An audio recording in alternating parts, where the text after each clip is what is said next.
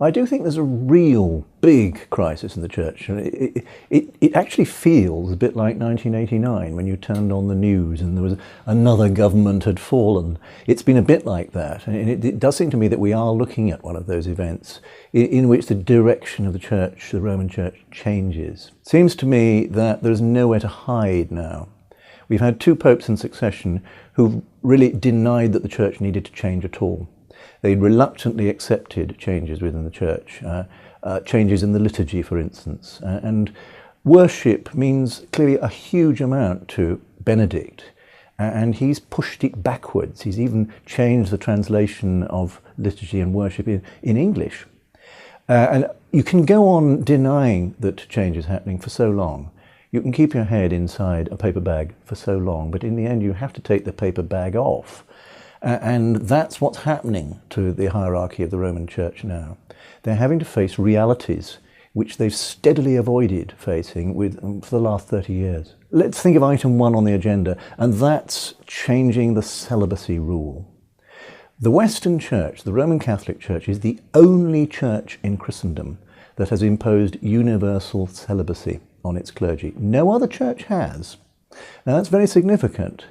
And it has just about worked for 400, 500 years, only just.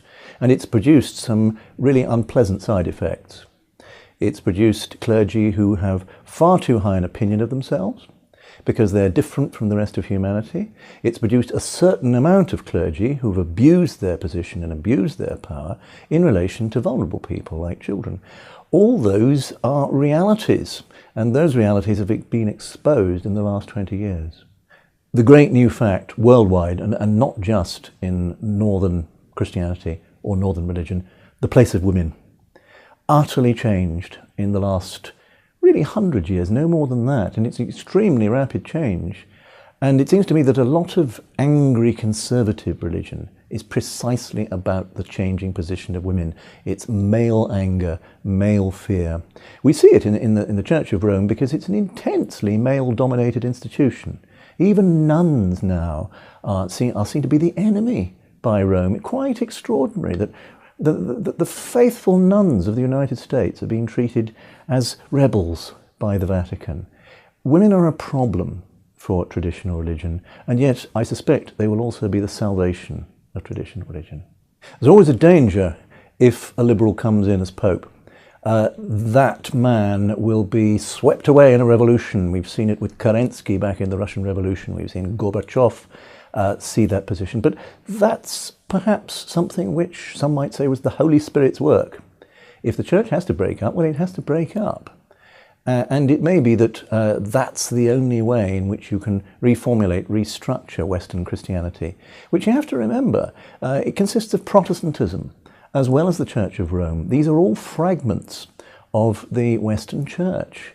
And it may be that you need to realign, reconstruct the Church of Rome before you can do much in reconstructing the rest of Western Christianity and the rest of Christianity thereafter. The centralization of the church has been one of its most disastrous features since the French Revolution. I think you have to see where this comes from. Up until 1789 and the French Revolution, the church had a very dispersed sort of leadership. The Pope was really just an Italian prince with a great set of ideological centralizing baggage around him, but there were other sources of authority within the church. There were kings, Catholic monarchs, there were prince archbishops within the Holy Roman Empire, there were cathedral chapters. All these had their own privileges, their traditions, their rights, and the French Revolution swept them all away, leaving in the end only one monarch in the church, the restored papacy of 1815, when Napoleon had been defeated. The Pope came back, and virtually none of the monarchs.